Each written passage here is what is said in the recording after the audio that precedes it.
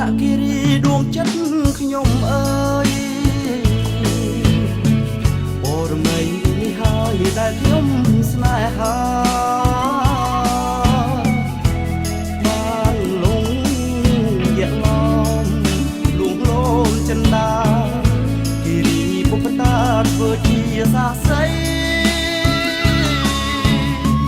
អនុស្សាវរីយ៍បងនឹងនួនឡងយើងសាច់ចាប់សងថាស្មោះលោកស្រីអីលើប្រែស្ងាត់បាត់មិនឃើញខ្លាំងអូនកាគូថ្មីស្រីបងភ្លេចបង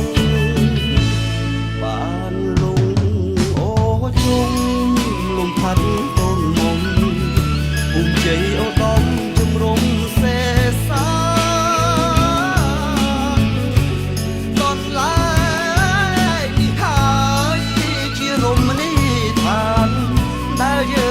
បានសាងអនុ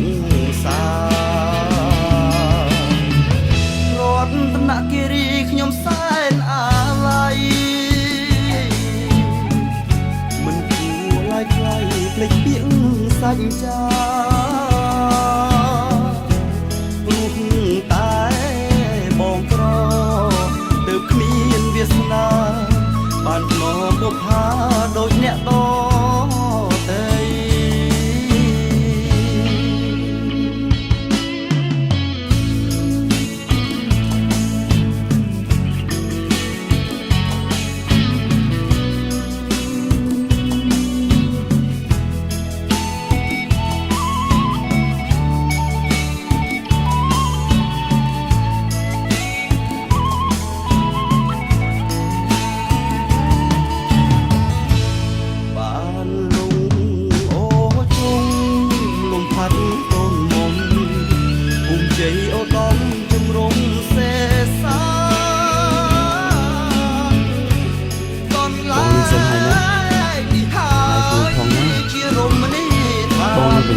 តែយើងធ្លាប់បានសាងអនុ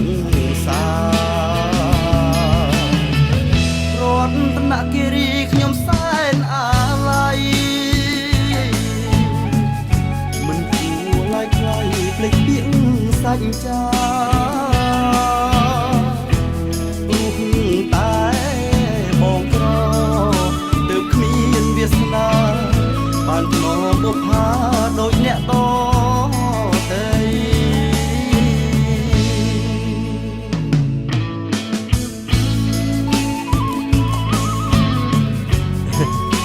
ចាស់លោកកាន់ໄວសួរបានទេណាមីចាសុខសប្បាយខ្ញុំមកនេះគឺចង់បបួលអូនលាក់ទៅផ្សារណាបានអីទេអញ្ចឹងខ្ញុំសូមជំរាបលាលោកពូអ្នកមីង